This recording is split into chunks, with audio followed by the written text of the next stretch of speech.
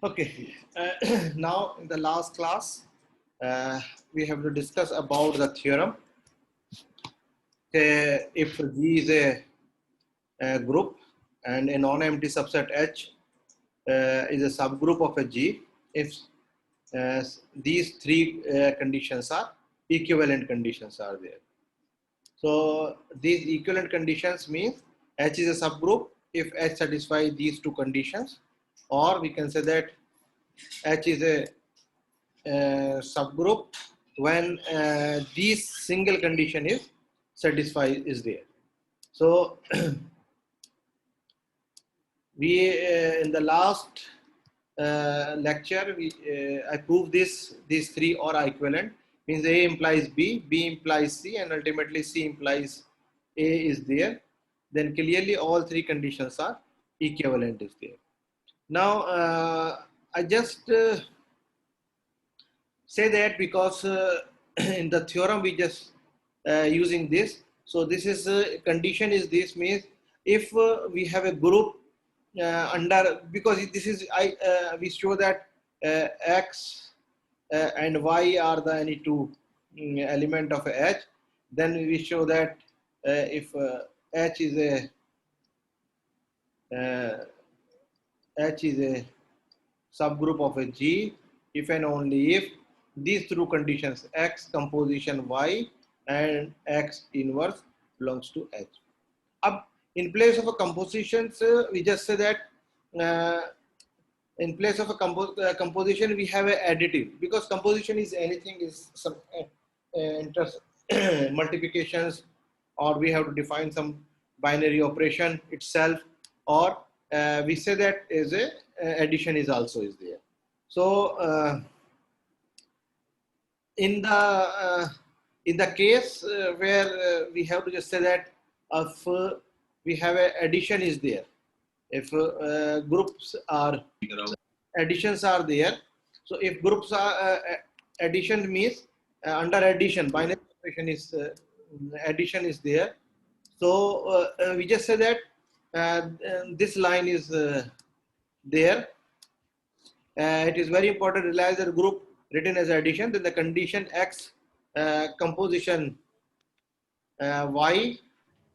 So we can say that if X composition Y means this X composition Y is under addition is simply is a X plus Y, and X inverse under addition is the inverse is minus X, and this is equal to, we can say that because X inverse Y, so Y is equal to minus X, so this should be is equal to minus X, so this should be written as a X minus Y. So in place of binary ordinary binary operation, if we have a is a binary operation is under addition, then these three conditions should be like this: X Y should be X plus Y, X inverse should be minus X, X Y inverse should be X minus Y should be there. So we becomes into this form is there. Now, for example, if we have a n is any greater than equal to 0, and nz, n is some positive integer, we can say that greater than equal to 0, and nz can be written as a nss is the some integers is there.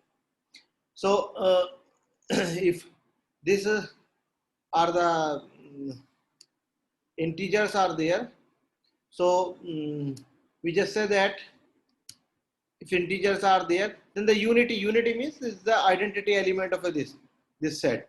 So identity element of this set is clearly, you know that because S is a set, Z integers are there, NS is there, so 0 can be written as a whatever n I am not interested in, but 0 is in Z is there. So 0 n into 0 can be written as a 0. So this 0 is the member of clearly nz. If this is a member of a nz is means there, so this clearly nz is member is there. So if 0 is the member of a nz is there, means we can say that this nz is clearly non-empty is there. Means at least 0 should be there is there, because S belongs to Z. So z is s is equal to 0. So we can say that at least 0 should be there. So पहली conditions क्या थी सब group के लिए कि non empty है, so 0 belongs to this. Now next what we show that x and y, we take some two elements x and y belongs to the nz. So if belongs to the nz means nz में सब element किस types के, ns types के, s क्या कोई integers है. So this means x जो होगा वो किस types का होगा, for example n and k is some integer is there, and y is equal to some n, t is there, and then t is also is some integers are there. So t is also some integers is there. So we just take it, these two elements are there because this is a group under addition. This nz is a group under addition. So we have to just say that this under the addition is there. So if under addition is there, so we have to satisfy x plus y belongs to s or x inverse is belongs to s. So either we have to just these two conditions are should be in this nz, or one single condition is there. This is not a problem. So we have to x plus y. X plus y is equal to what? You have a nk plus some n t is there, because this n is a some integers are there, positive integers are there, k and t are some positive integers are there, set of integers are distributive, and so this means this can be written as a k plus t is there. If k is a some integer, t is a integer, so this whole thing is a integer is there. So this whole thing is belongs to the set of integer is there. So this is some n times in set of integer is there. This means this whole set is belongs to the n times z is there. और ये किसके बराबर है? This is nothing but is equal to x plus y के. यहाँ से क्या implies हम कर देंगे कि x plus y is the member of a nz is there. So first condition we have a trivially this x plus y belongs to nsk, and nsk I just take it some different, no problem. So this is an integer, because this is an integer, this is denoted as a some this can be written as a some n times s, some s is equal to what? K plus t is some integer, some of the two integers is again is a integer. So this means this satisfies the first condition is there. Now second condition is what? Is inverse means we have under addition is a minus. So this minus x should be belongs to the nx. So minus x can be written as a n times minus times s, क्योंकि s किसका z में है, तो minus s भी z का member होगा. So this is since minus s is in integers are there. So this whole thing is this is written is a some ns types element are there. तो ये कहाँ जाएगा? This is the belongs to the and z में चला जाएगा. Or if this is the nz means this is equal to minus x. So if we have a minus x is also belongs to the nz is there. So हमने क्या किया था? हमने दो element लिए थे x और y belongs to the nz, और अल्टीमेटली हमने क्या शो कर दिया कि x plus y भी nz का मेंबर है और minus x भी nz का मेंबर है. तो by the above theorem we can just say that by the a implies b or b implies a, so we can say that this nz is clearly is a subgroup of a set of integers are there. Okay, so this is subgroup of a set of integers, and then operation is both is under addition. Okay, this is clearly subset of this, and this means we can just say that this is n is any fixed, you can just take n greater than, so 2z 3z. So if z n is equal to 1, then z is itself z is there. So now we can just say that this is clearly. So if we have any binary operation in place of some binary operation is there, in place of whatever binary operation, we accordingly use the conditions are there. If under addition, then this condition should be equal to this type. If it's under multiplication, then xy, then 1 upon x, then x by y belongs to x, like this. So we have to satisfy this thing. Is this clear? Yes, sir. Yes, sir. Okay. So now I just interested because we just try to all the subgroups are infinite subgroups are there. So if we have a infinite subgroups are there, then we have to these condition should like this. either we have to I give you the this thing. So or the same question for the moment I just said that for the same question because I just said sir that Hindi में पढ़ा देंगे yes sir yes Hindi में बोल दीजिए तो English थोड़ा समझ में नहीं आ रही तो अब हम जो क्या करते हैं कि इसी क्वेश्चंस को मैंने पहले क्या किया था, मैंने दो कंडीशन सेटिस्फाई करके देखी थी इन प्लेस ऑफ दीस इसके अलावा दो कंडीशंस के अलावा अगर हम सिंपल सिंगल कंडीशंस की बात करें तो हमें सिर्फ ये दिखाना पड़ेगा कि x minus Y belongs to the H is there. तो हमने x तो वही लेंगे हम, x और y अगर दो कोई हमारे nz के एलिमेंट है तो x हमारा किस टाइप्स का होगा, कोई जो भी हमने लिया था कि n टाइम्स हम k टाइप्स का k belongs to the z का एलिमेंट होगा, और y जो लिया हमने y लिया था हमने n t टाइप्स का, और t जो है कोई इंटीजर होना चाहिए। अब हमें क्या दिखाना है, हमें सेकंड कंडीशन दिखानी है सिर्फ। तो माइनस वाई जो होगा, माइनस वाई को हम क्या लिख सकते हैं, n माइनस टी टाइप्स लिख सकते हैं, क्योंकि ये माइनस तो जेड में है तो माइनस टी भी जेड में होगा, ये भी किसका मेंबर होगा, ये भी कोई एन जेड का मेंबर होगा। So now X minus Y is equal to what, X is equal to you have N You're now connected. and we have a my or just I just say better this way, right? मैं कुछ इस तरह से लिखूं तो ज्यादा अच्छा रहेगा कि हम क्या कह रहे हैं कि हमें क्या दिखाना है, x प्लस वाई। तो x प्लस वाई को क्या लिख सकते हैं हम, y तो सॉरी दिस थिंग जैसे दैट x माइनस वाई, तो x माइनस वाई क्या लिख सकता हूँ, x प्लस माइनस वाई।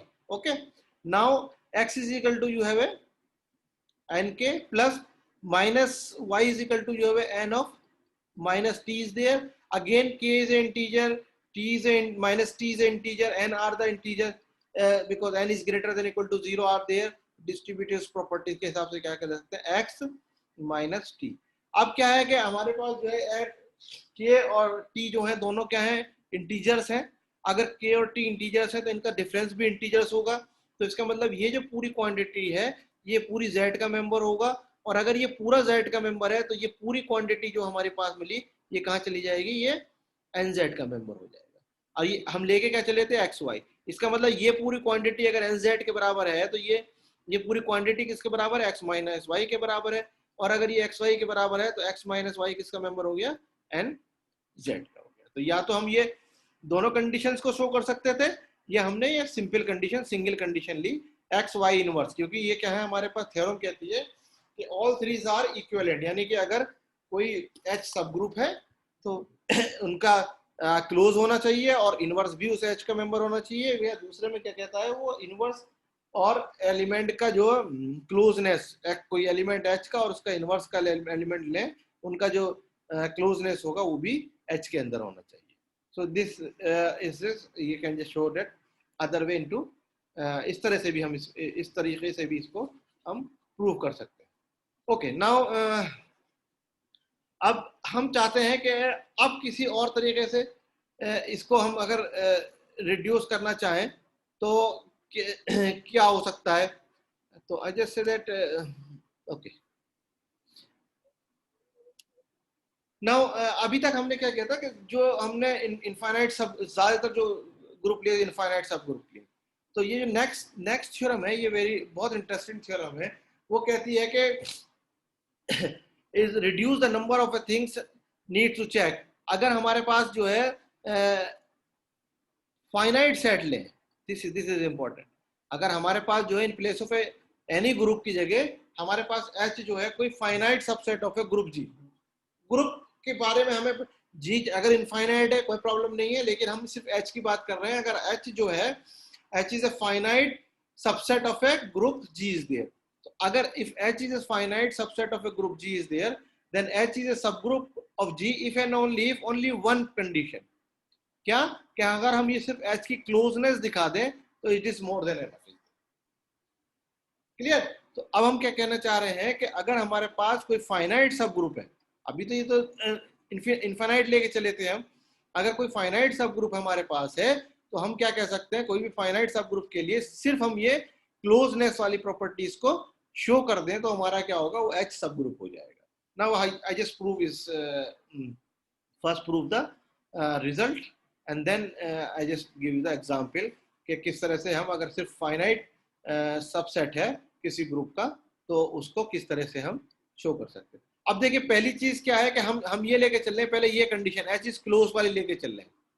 तो अगर एच इज क्लोज्ड है, तो अगर क्लोज है तो इसका मतलब कोई भी अगर H1 और H2 जो है कोई H के एलिमेंट होंगे तो ये इंप्लाइज करेंगे हमेशा H1 composition H2 is also the element of H.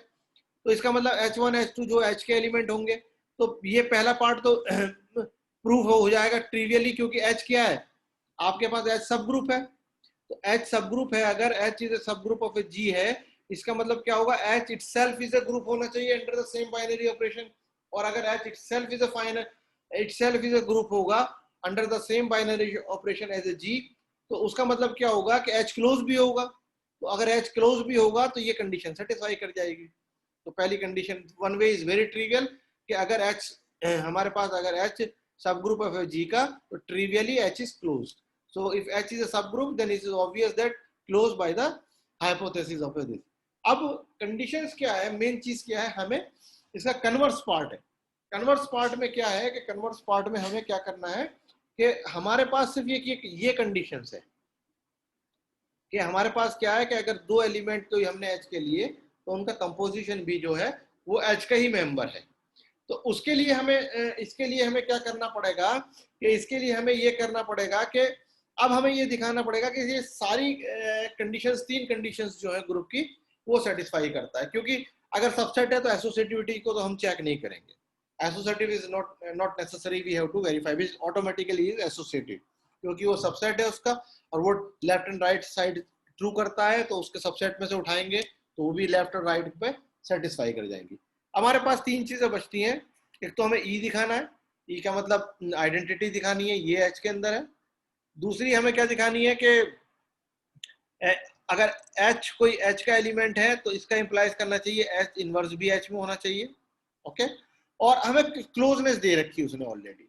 तो अब आपके पास सिर्फ दो ही चीजें बची कि आपको सिर्फ दो चीजें दिखानी है कि एक तो आइडेंटिटी होनी चाहिए और एक ये इनवर्स होना चाहिए. तो अगर हम ये दो चीजें शो कर देते हैं कि वो दोनों भी इसकी मेंबर हैं, तो हमारा ये H ये कन्वर्स में क्या हो जाएगा, अगर ये इस क्लोजनेस से अगर ये दोनों कंडीशन हमें मिल जाती हैं तो हम कह सकते हैं H इज ए सब group of A. Okay, so one way is very trivial. Now on the other hand, we are assuming that H is a closed. We need to verify E belongs to H, and for H belongs to H, H inverse also belongs to H. I just said that just we have to verify these two conditions satisfy. कि हमारे पास अगर ये दोनों conditions satisfy करती है. अब आप देखिए कि अगर हमारे पास G कोई ग्रुप है, ओके, अगर G कोई ग्रुप होगा तो इसके अंदर कोई आइडेंटिटी भी होगा. और मैंने एक डेफिनेशन जब सब ग्रुप बताया था उसमें एक बताया था कि दो ट्रिवियल सब ग्रुप्स होते हैं हर ग्रुप्स के. एक तो आइडेंटिटी एलिमेंट इज सब ग्रुप होगा और एक G itself is a group, यानी हर एलिमेंट अपना सबसेट होता है तो वो भी कई सब ग्रुप होगा, और एक trivially only identity element, this is called as a trivial subgroups are there. तो since identity element is a subset of A itself is, identity element हमेशा हर होगा ग्रुप का, तो ये ट्रिवियल सब ग्रुप होगा. और अगर ये ट्रिवियल सब ग्रुप है तो यानी कि H कोई हमारे पास सिर्फ ये सेट मिल सकता है, तो पॉसिबिलिटी फाइनाइट सेट है. और अगर जैसे ही हमें ये सेट मिल जाएगा तो ये क्या होगा, this should be non empty. तो पहली कंडीशन जो है, हमने जब सब ग्रुप की डेफिनेशन करी थी या थ्योरम करी थी, उसमें क्या दिखाना है हमें, H should be non empty. Non empty होना चाहिए, आइडेंटिटी उसके अंदर होना चाहिए, हर एलिमेंट का इनवर्स होना चाहिए, और क्लोज तो ऑलरेडी इसमें दे रखा है. तो जैसे ही ये हमारे पास आया, ई इज सब ग्रुप हो गया, इज अ ट्रिवियल सब ग्रुप हो गया, तो इसका मतलब ये ट्रिवियल सब ग्रुप हो गया तो H is a non trivial. तो मतलब clearly H is a non empty होगा, नॉन ट्रिवियल होगा. सो means H contains distinct H elements H from the identity. अब हम क्या कह रहे हैं कि आइडेंटिटी के अलावा, क्योंकि आइडेंटिटी है तो ट्रिवियल सब ग्रुप है, वो तो खत्म हो गया केस यहाँ पर, ठीक. अब हम चाहते हैं कि इसमें जो है आइडेंटिटी के अलावा जो हमने H लेके चल रहे हैं, इसमें आइडेंटिटी के अलावा जो है वो कुछ एलिमेंट्स हैं वो H टाइप्स के हैं, तो H है, क्योंकि हमारे पास ये कंडीशन दे रखी है H और H1, अगर H में है तो H1 भी H में होगा, अगर H है तो H स्क्वायर भी होगा, H की पावर 3 भी होगी, और so on. ये सब H के मेंबर होते चले जाएंगे, because since H is a close, अगर H क्लोज है तो अगर आपके पास H का मेंबर है तो बाय द क्लोजनेस हम क्या कह सकते हैं, H भी H का होगा, तो यहाँ ये क्या इंप्लाइज कर जाएगा, H कंपोजिशन H, तो ये क्या हो गया, H स्क्वायर हो गया, H स्क्वायर H में आ गया। अब H और H स्क्वायर H में हो गए, अगर H H में है और दूसरा H स्क्वायर अगर H में है तो ये इंप्लाइज क्या कर जाएगा, H क्यूब भी H में हो जाएगा। Similarly all other elements, is clear, ये सारे एलिमेंट ये हो इस तरह से, ये सारे किसके मेंबर हो जाएंगे, इस H के मेंबर होते चले जाएंगे। H होगा तो H स्क्वायर भी होगा by this closeness, H square और H है तो H क्यूब भी होगा। अब H क्यूब है तो H की पावर 4 भी होगा और H की पावर 5, इन दोनों का प्रोडक्ट पावर 5 होगा और इन दोनों का पावर क्या देगा, पावर 4 दे देगा। तो अब पावर 4 जो देगा उससे अगले 3 प्रोडक्ट मिलते चले जाएंगे। अब क्योंकि अब यहाँ ये H क्या दे रखा है आपको, H इज अ फाइनाइट, अब H फाइनाइट भी है, नॉन एम्प्टी भी है, नॉन एम्प्टी तो हम चेक नहीं करना, अब H फाइनाइट है। अब अगर H फाइनाइट है तो ये जो हमारे टर्म जा रही है H1 H2 H3 up to सब, ये इन्फिनिटी तो जा नहीं सकती, क्योंकि कहीं पे जाकर इसे क्लोज करना पड़ेगा, एंड होगा। अब एंड कब होगा, कहीं पर जाकर आपको क्या होगा कि इसकी जो पावर्स हैं, कहीं सही पावर n है, ये किसी दूसरी पावर s के बराबर हो जाएगी, कहीं दूसरी दोनों पावर्स क्या हो जाएंगी, आपस में इक्वल आ जाएंगी। जैसे ही दोनों पावर इक्वल आएंगी तो ये क्या होगा, दिस इज फाइनाइट सेट मिल जाएगा। ओके, अगर ये ऐसे ही चलता रहा तो ये इनफाइनाइट हो जाएगा, लेकिन H तो फाइनाइट है, ये तो पॉसिबल नहीं है। इसका मतलब कहीं पर जो होगा कुछ पावर्स एक स्टेज पे जाकर पावर्स क्या होंगे, रिपीटेशन शुरू हो जाएगा, एक H to the power n के बाद कुछ एलिमेंट मिलता चला जाएगा। जैसे हमने कहा for the moment we H to the power n is equal to some H to the power n, क्योंकि हाँ में क्या मिलता जा रहा है, हम पावर ऐड करते जा रहे हैं। H स्क्वायर करा तो पावर 3 मिल गई, इसका करा तो 4 मिल गई, इसका करा तो 5 मिल गई, इसका मतलब H to the power n is equal to क्या मिल गया हमें, सम n प्लस m, यानी यहाँ पर कहीं हमारे पास जो था H to the power m कहीं ऑलरेडी था हमारे पास और H to the power n मिला, तो अगला H to the power n जो मिला हमें वो इस टाइप से मिल गया, H to the power n plus m types का एलिमेंट मिल गया। ओके, तो अगर ये H to the power n, जी बेटा सर इसमें हमने अज्यूम कैसे किया कि H इससे बिलोंग करेगा, सर ये समझ में नहीं आया सर। ये H कैसे, हमने ये कहा कि देखो पहले अगर आइडेंटिटी लेके चल रहे हैं तो ये सब ग्रुप हो गए तो खत्म हो गया, जी सर, ये तो केस खत्म हो गया। अब हम क्या कह रहे हैं कि आइडेंटिटी के अलावा कुछ और एलिमेंट होने चाहिए सेट के अंदर, ठीक है। अगर कुछ और एलिमेंट है तो आइडेंटिटी के, हम नॉन ट्रिवियल की बात कर रहे हैं, ये तो ट्रिवियल केस हो गया। अब अगर आइडेंटिटी के अलावा मैं 2 एलिमेंट लूं E और H, ठीक, दूसरा एलिमेंट H ले लिया, लेकिन ये मेरे पास क्या है कि हमें क्या दे रखा है, H तो क्लोज है। जी सर, अगर नहीं H, सर ये समझ में आ गया, इसके बाद तो सर आगे H अगर क्लोज है ना बेटा, तो H क्लोज होगा तो H अगर H का एलिमेंट H कंपोजिशन H भी H में होना चाहिए, समझ में आया। जी सर, तो जब इनका कंपोजिशन लेंगे तो ये स्क्वायर दे देगा, ठीक है। तो H है तो H स्क्वायर भी होगा, और H और H स्क्वायर है तो 3 भी होगा, पावर 4 भी होगा, है नहीं, क्लियर। ठीक है सर, जी सर, जी सर, हम लेके चल रहे हैं ना, H तो क्लोज है, तो बाय द क्लोजनेस ये सब चीजें हमें मिलती चली जाएंगी, सारी एलिमेंट जो, तो ये सब H में जाएंगे, लेकिन H तो हमारा फाइनाइट सेट है, ठीक है। H हमें क्या दे रखा है, फाइनाइट। अब जब ये फाइनाइट है तो किसी एक टर्म पर जाकर ये पावर्स रिपीट होनी शुरू हो जाएंगी, जब भी तो फाइनाइट मिलेगा सेट। अगर ये रिपीट नहीं होंगी तो हम तो इनफाइनाइट सेट मिलता चला जाएगा, क्योंकि अगर H स्क्वायर H3 4 5 कंटिन्यूशन में जाते चले गए तो H तो फाइनाइट नहीं रहेगा, इनफाइनाइट हो जाएगा। फाइनाइट होने के लिए क्या आएगा, किसी स्टेज पर जाकर ये पावर आपस में रिपीट कर जाएंगी, ठीक। जैसे ये पावर रिपीट करेंगी तो वो इस टाइप की मिलेंगी, H to the power n is equal to H to the power n plus m, क्योंकि हमें जो पावर्स मिल रही है किस तरह से मिल रही है, क्योंकि हमारा क्लोज है, क्लोजनेस से क्या मिल रहा है, H स्क्वायर 2 + 1 3 3 + 1 4 3 + 2 5, ऐसे ही। तो n और m कोई आपस में इक्वल हो रही है, तो आपको क्या मिलेगा, H to the power N क्या मिलेगी, sum H to the power N plus M से मिलेगी। और ये दोनों क्या है, ग्रेटर देन इक्वल टू 1 होनी चाहिए, क्योंकि जीरो नहीं हो सकती, जीरो होगी तो आइडेंटिटी मिल जाएगी हमें, ठीक है। 1 हो सकती है, ग्रेटर देन और equal to 1 both the power. जैसे अगर n इज इक्वल टू हम ओके तो ये दिस। अब इसका मतलब क्या होगा कि आपके पास, मैं थोड़ा सा इसमें स्पेस नहीं बचा, I just rub something and then I just, इसमें क्या करेंगे अब हम, देखिए यहाँ से ये भी कुछ नहीं, तो अब हमें ये मिल गया, मैं जरा बताता हूँ।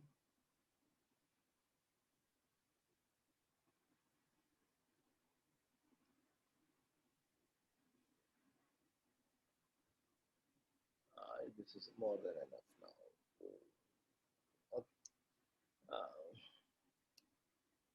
ओके सो अब जैसे ये मिला हमें, तो ई तो एच का मेंबर है और H to the power N भी एच का मेंबर है। So E sorry E H to the power N भी किसका होगा, एच का मेंबर होगा। ओके तो हमें क्या मिला, हमें मिला H to the power N, कहीं पे जाकर कोई पावर आपस में ये रिपीट्स कर गई। अब ये H to the power N जो है, इसको मैं क्या लिख सकता हूँ, E H to the power N. Okay और ये H to the power sorry I just फिर गड़बड़ होगा। अब ये क्या है, okay now this is H to the power N plus M is there. अब ये जो H to the power M plus N है, इसको क्या लिख सकते हो, H to the power N N H to the power M लिख सकते हो। और अगर ये है, इसका मतलब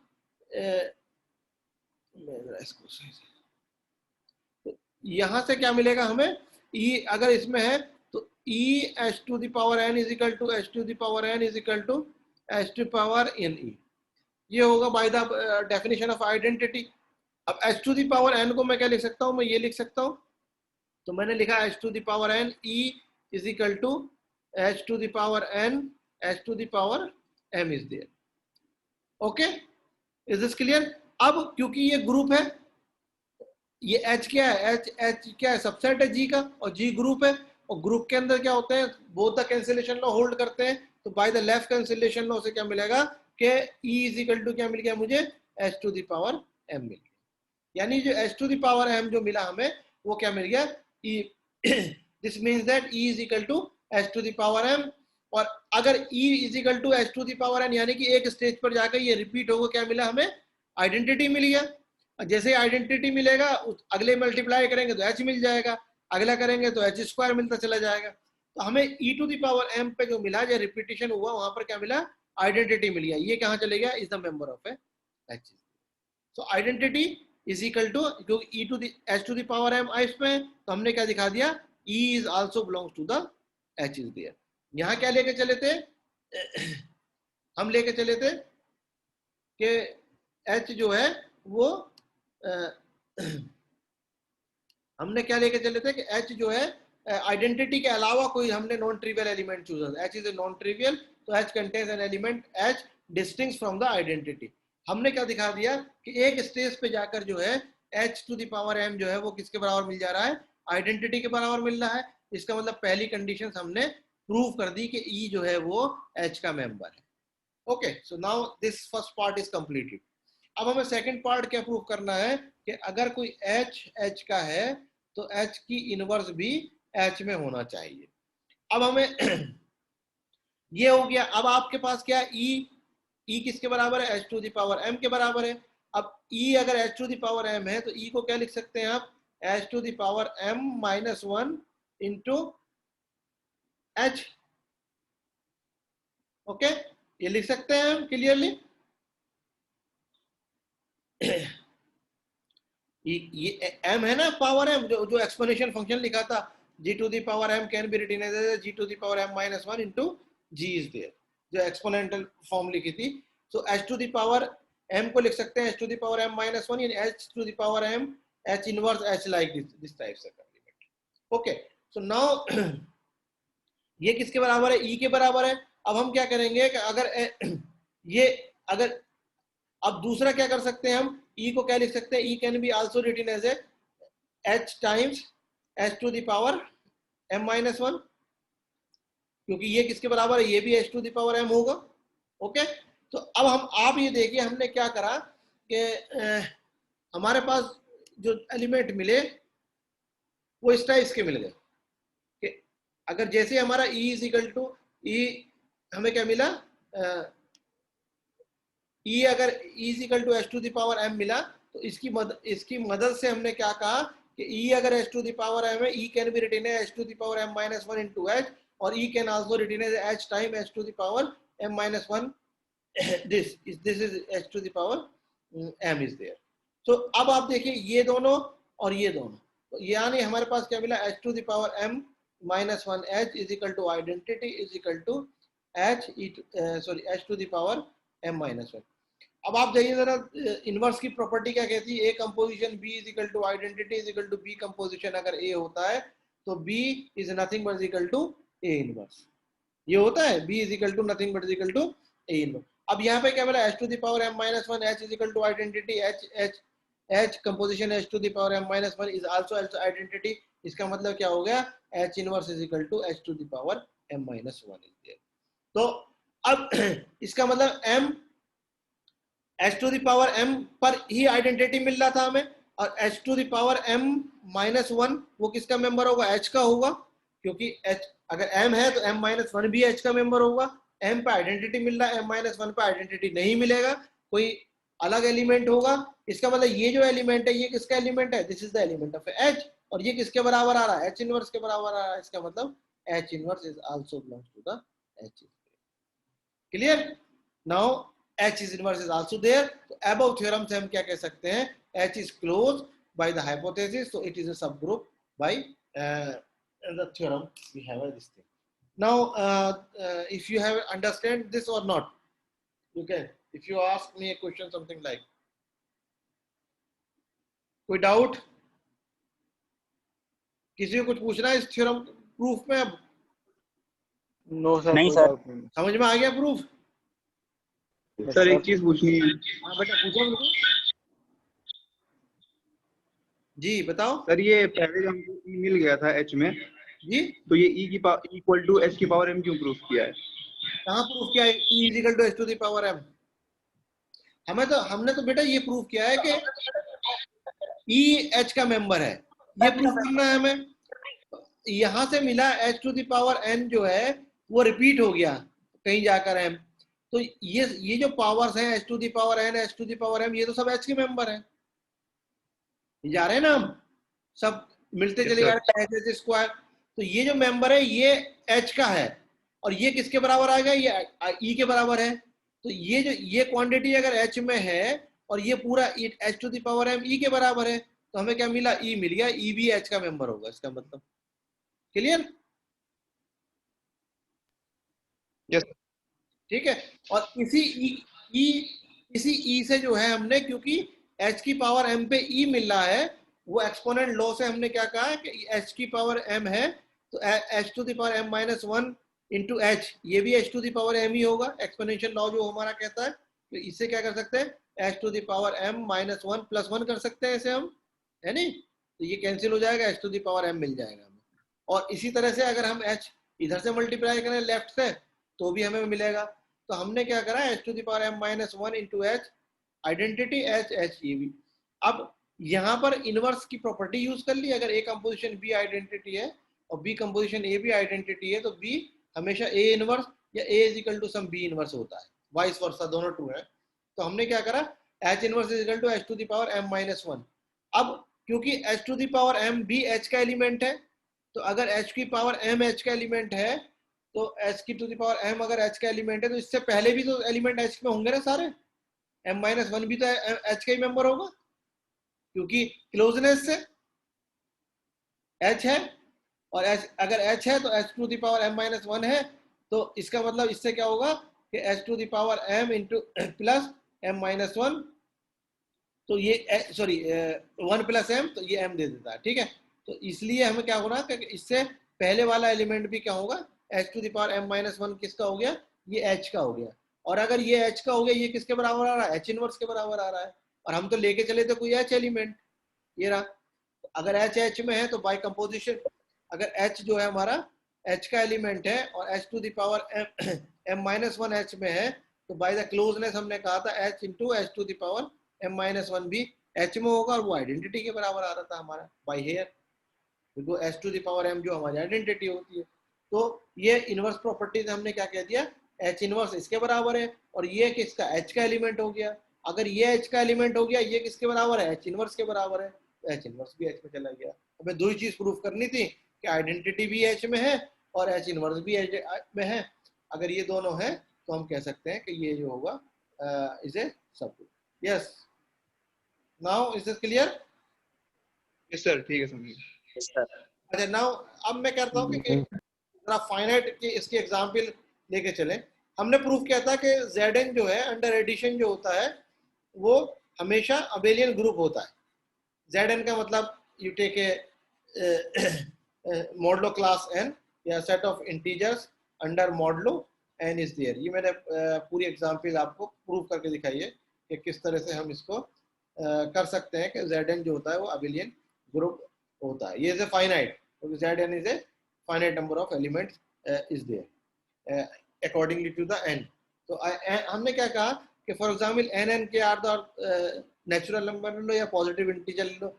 अब h जो लिया हमने, क्योंकि Zn में जो होंगे, Zn में क्या होंगे, इसे इक्विवेलेंस एलिमेंट होंगे, इक्विवेलेंस क्लास कोई x होगा सच दैट x का है कोई Z में एलिमेंट होता है। तो हमने h ले लिया कोई kx टाइप्स का, k भी कोई इंटीजर है और बिलोंग्स टू द Zn, और इक्विवेलेंस क्लास, क्योंकि Zn में जो होगा ये ग्रुप फॉर्म करता है under equivalence classes are there. So clearly h is non empty. h non empty क्यों होगा, क्योंकि x कहाँ का एलिमेंट है, x z का एलिमेंट है। तो अगर x z का एलिमेंट है तो आपके पास kx को क्या लिख सकते हैं, k into zero equivalence class, तो ये क्या मिलेगा, this is nothing but equivalence class zero, equivalence class zero, यानी कि अब ये इसके बराबर है, और ये जो ये किसका मेंबर है, ये h का मेंबर है। इसका मतलब ये जीरो भी किसका मेंबर हो गया, h का मेंबर हो गया। इसका मतलब h का मेंबर होने पे ये क्या हो गया, h नॉन एम्प्टी हो गया। तो clearly h is equal to non empty is there. Now you know that हमने क्या करा था, a प्लस n b जो होता है वो किस तरह से, equivalence class of a b, इस टाइप से डिफाइन किया था एडिशन। तो क्योंकि ये फाइनाइट सेट है तो हमें सिर्फ क्या दिखाना है, क्लोजनेस दिखाना है उसके लिए, और अंडर एडिशन है तो यहाँ पर इसका क्या होगा, अगर h1 और h1 जो है वो h के एलिमेंट है तो क्लोजनेस क्या होगा, h प्लस h1 दिखाना है, ये भी h का मेंबर, सिर्फ ये दिखाना है। अब हमारे पास क्या है कि ये आ गए, यानी कि हमने दो एलिमेंट ले लिए कोई भी, तो अगर u हमने लिया, u जो है h का मेंबर है तो u can be written as a some kx types का, और v अगर h का मेंबर है, v भी h का मेंबर है तो v also can be written as a some equivalence class of k times of k, तो फिक्स है k सम y टाइप्स का, और ये x कहाँ का, x कोई इंटीजर है और यहाँ पर y कोई